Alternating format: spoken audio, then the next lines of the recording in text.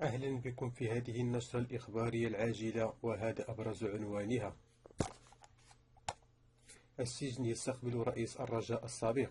وفي التفاصيل: قضى محمد أوزال الرئيس السابق لنادي الرجاء البيضاوي ليلته الأولى في السجن المحلي عين السبع بالدار البيضاء على إثر قضية تتعلق بالنصب والاحتيال.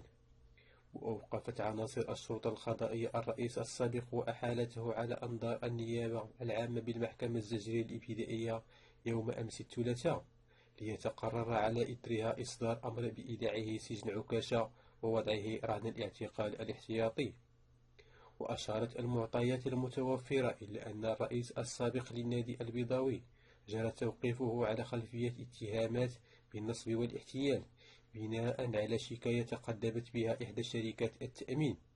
ووفق المعطيات نفسها، فإن الموقوف متهم بخيانة الأمانة والاحتيال وإصدار شيكات بدون مؤونة من لدن إحدى الشركات التي يسيرها، حيث تقدر قيمتها بحوالي 4 مليارات سنتيم.